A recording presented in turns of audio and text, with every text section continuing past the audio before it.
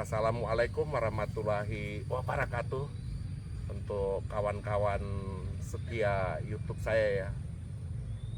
Sekali ini saya diwawancara sama Kebun Isen Mulang, namanya Dedi. Halo. Seperti apa pembicaraannya? Silakan simak ya, kawan-kawan. Ya, Dek. Nama Om, perkenalan dulu Om. Ya, nama saya Hengki Masi. Kalau saya lahir di Aceh Timur. Pekerjaan utama dan pembudidaya apa Om?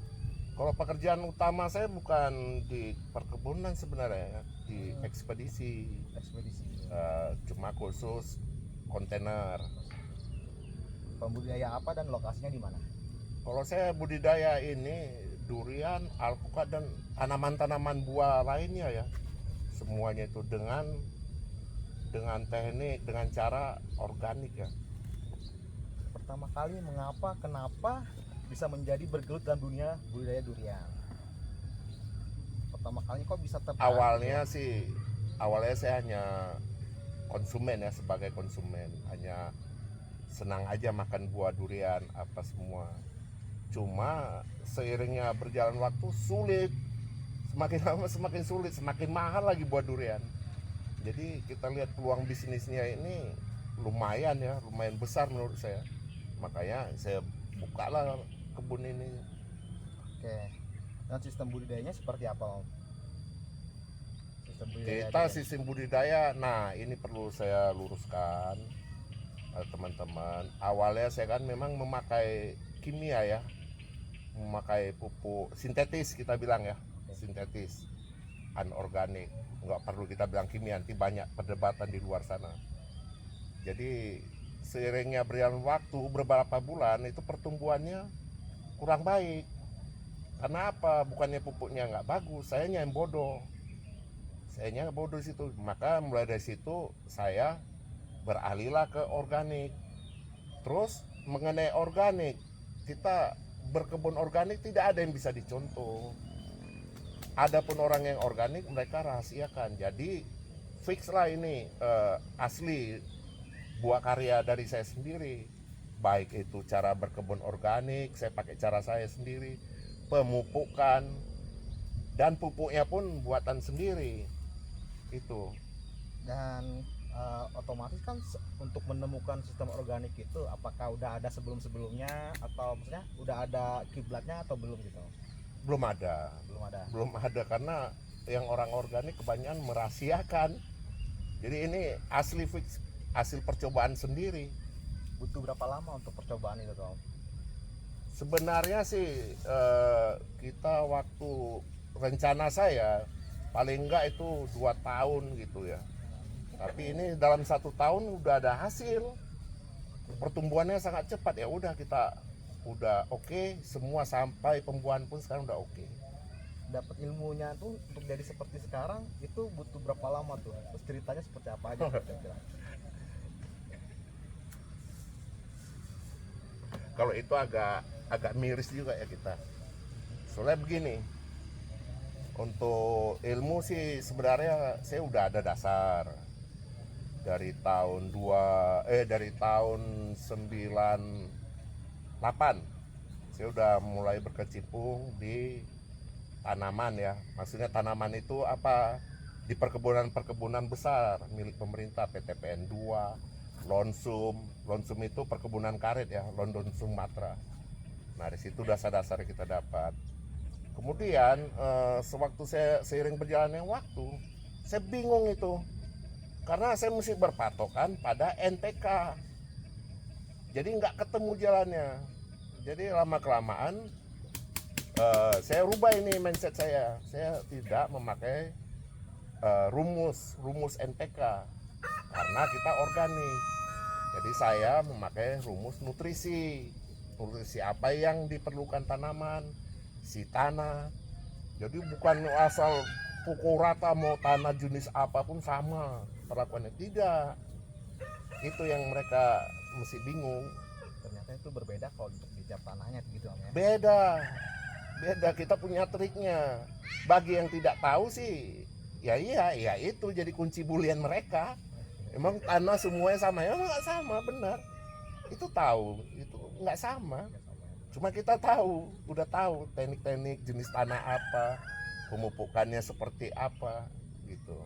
Dan luas tanah sama di dalam kebun Tamora sendiri itu ada berapa nih om luas tanahnya? Sampai saat ini sih total udah sekitar 3,5 hektar lah. 3,5 hektar. Ya, sekitar gitu. Darat dan sawah. Darat dan sawah. Dan itu udah ada berapa pohon tuh om? Pohon total semua kita 500-an untuk durian. Durian. Nah, untuk alpukatnya hampir sama. Itu sekitar 1000 totalnya. Iya, sekitar gitu. Oh, iya. Oke. Dan itu sistem budidayanya seperti apa nih om? Kalau sistem tanamnya? Nah, sistem tanam kita berbeda dengan orang lain. Pokoknya di sini semua yang tabu ya, tabu dalam arti kata yang sudah baku lah, kita tabrak semua. Mulai dari jarak tanam, cara tanamnya, kita jarak tanam seperti alpukat kita bikin 3x3 meter malah, ada yang 2x2 malah, dan triple planting juga untuk durian, untuk alpukat. Triple planting dilihatnya dari mana om? Kok bisa ada kepikiran tuh untuk nanam triple planting gitu loh? Gini, untuk triple planting sendiri awalnya memang saya udah berpikiran ke sana karena kita kan dibilang untuk mampu ya tidak juga ya untuk beli tanah, kita terbatas tanah. Jadi bagaimana caranya tanam supaya hasil banyak dan betul-betul memuaskan, bukan asal hasil banyak hancur, bukan ya. Kemudian saya nggak sengaja memang saya lihat YouTube ya di Thailand, tapi mereka khusus montong. Jadi saya ambil kesimpulan triple planting bisa, tapi dengan jenis pohon yang cabangnya tidak panjang. Seperti durian. Nah, seperti durian apa? Jenis apa yang tidak panjang ya? Jenis tidak panjang kan bawor, oci. Jadi dalam satu rumpun tuh wajib dicampur. Kalau mau oci semua, bawor semua itu bisa. Tapi kalau musangking semua itu nggak bakalan bisa. Karena cabang musangking cepat sekali panjang. Jadi mereka bakal saling tabrak. Tapi kalau untuk budidaya di depan sana, di luar sana nih, untuk menggunakan musangking semua, kira-kira itu bisa nggak kira-kira? Gagal. Saya tahu Malaysia ada tuh kawan-kawan kita juga ngikutin cara saya kan triple. Pokoknya triple selain montong di sini satu-satunya di dunia yang pertama. Jadi mereka di Malaysia gagal karena apa? Mereka musangking semua. Terus mereka ambil keputusan katanya triple planting nggak cocok, nggak bisa katanya. Cabang dalam mati katanya. Jadi inilah contoh nih cabang dalam. Buktinya berbunga, lihat nih. Jadi saling susul, nggak ada masalah. Dan sebelah pun udah belajar berbunga.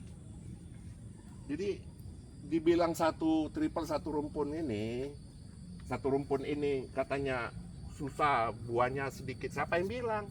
Saya ada rumpun yang tiga-tiganya berbuah. Bawor, oci, musangking.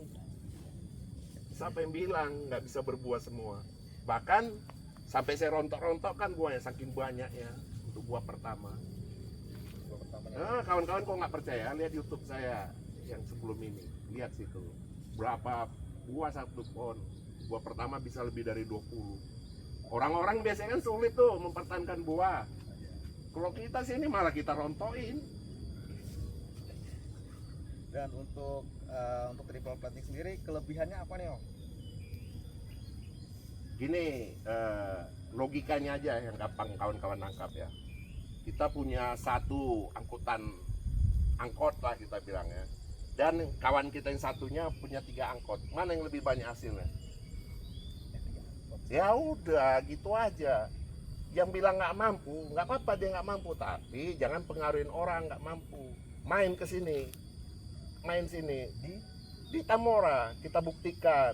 Dan di sini durian nggak pakai musim, nggak ada istilah musim sini. Karena setiap bulan bisa keluar. Dan satu lagi, organik itu 100% buahnya jadi, nggak ada gagal, nggak ada yang busuk. Ada yang bilang hanya 30% bisa jadinya kan. Itu bohong, main ke sini. 100% nggak ada yang busuk sini. perjuangannya Om untuk bikin kebun ini Om?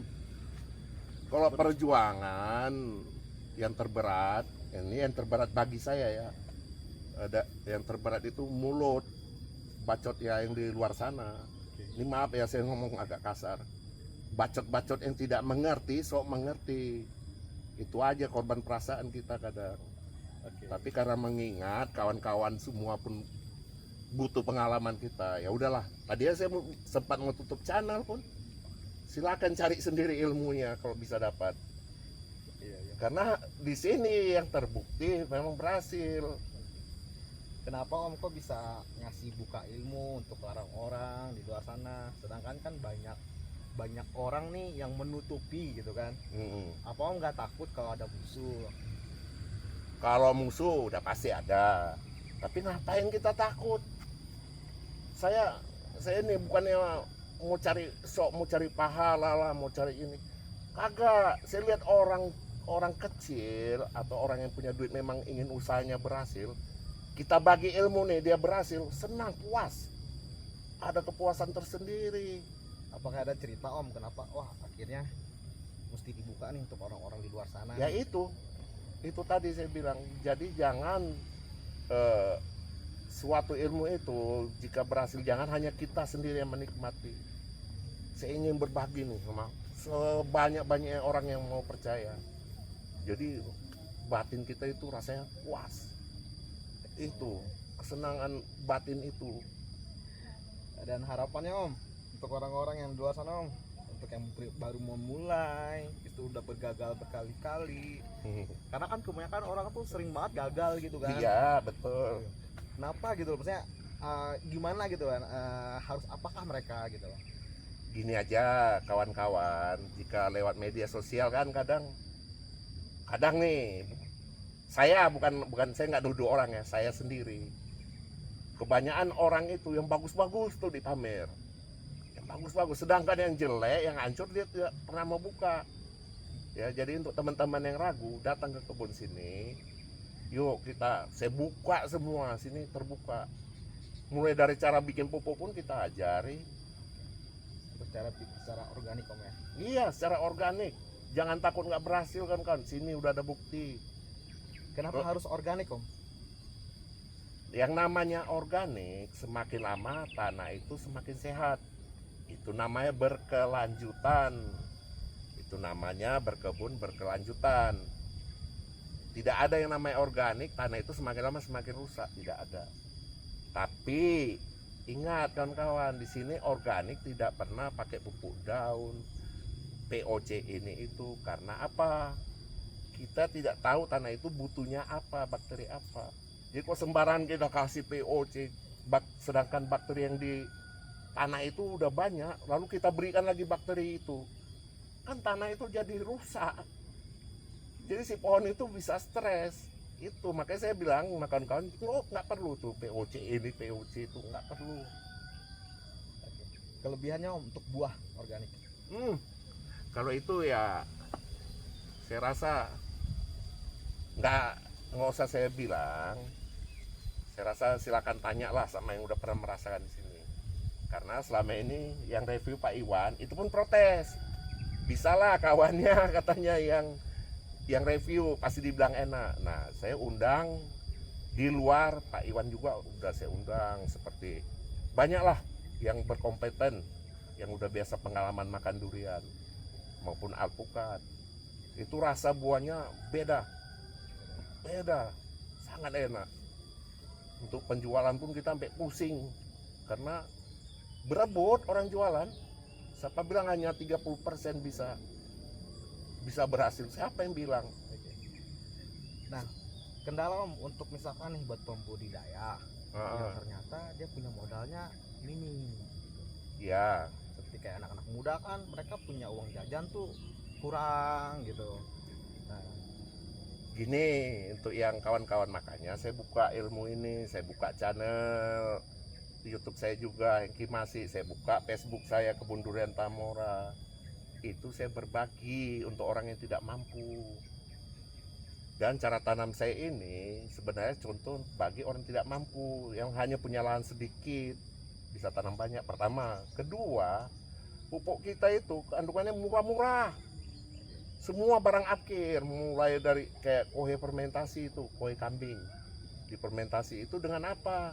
Tomat akhir yang di pasar udah dibuang, enceng gondok, keong mas, bonggol pisang itu kan gratis, gratis. Makanya pupuk kita tuh banyak yang kayak gitu, banyak yang nggak suka. Nah itu berhasil soalnya.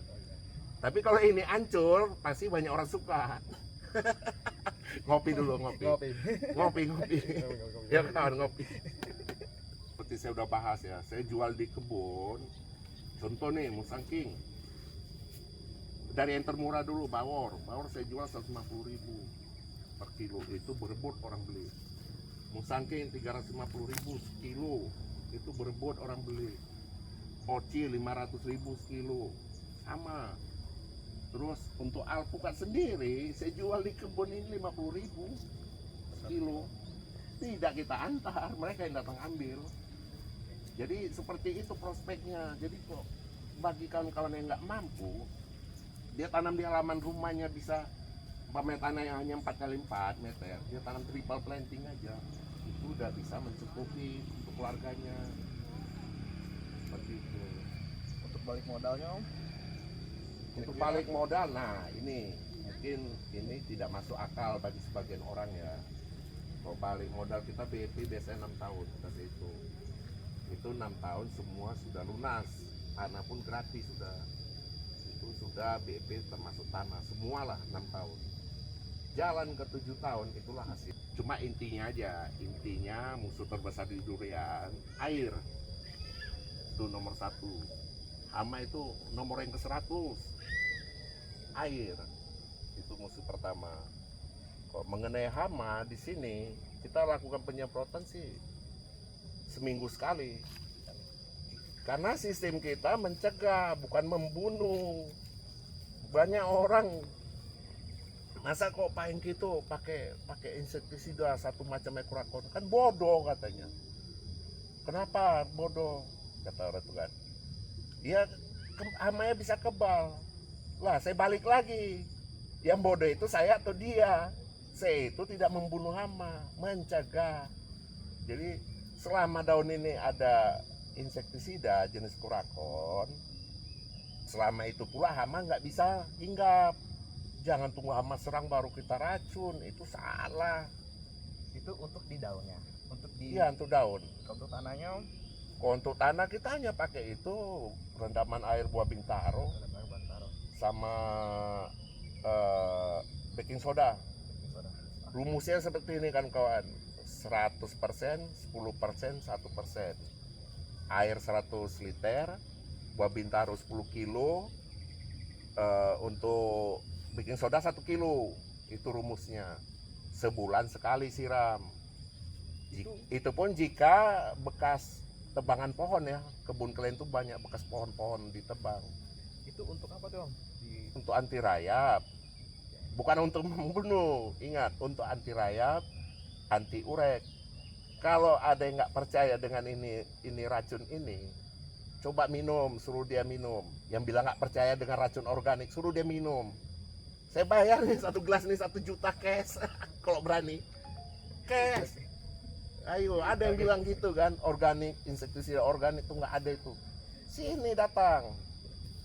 Ya, itu kok bisa ada muncul gitu Om, menggunakan bintaro gitu loh. Itu dari mana ya? Kok bisa ada? Mungkin saya ngomong ini penyebabnya itu mungkin banyak orang nggak percaya. Itulah jika kita ini berniat baik, berniat menolong orang lain, pasti Tuhan itu akan memberi jalan.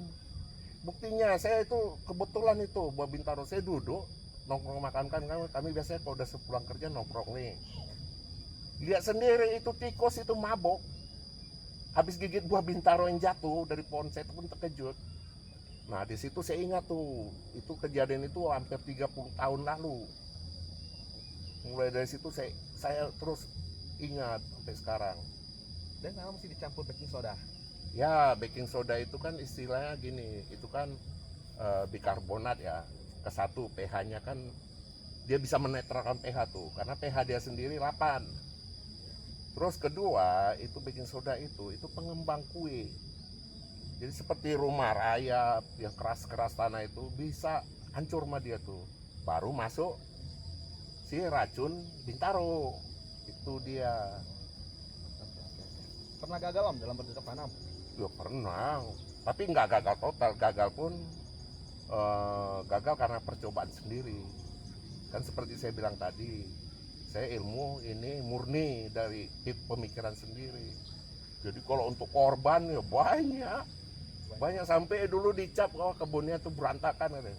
Ya iya, karena saya tidak mengikuti, karena saya mencoba sendiri. Nah yang berhasil baru saya bagi sama teman-teman semua.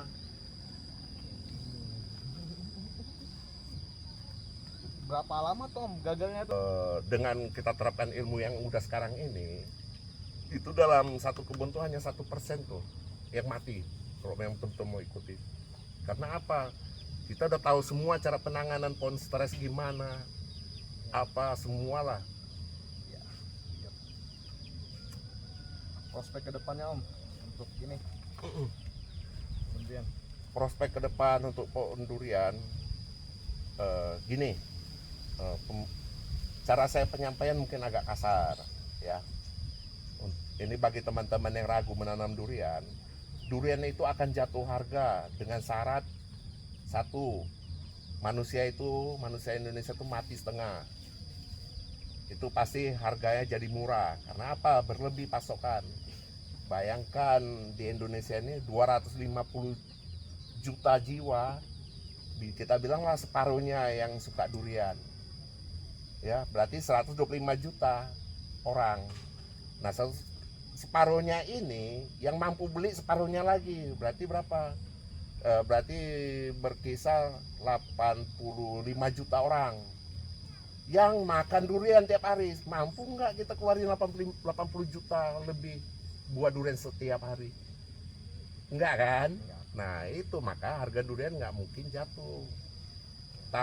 Contoh lokal aja, tahun 90-an itu saya masih bisa beli 500 perak, 1000 perak satunya.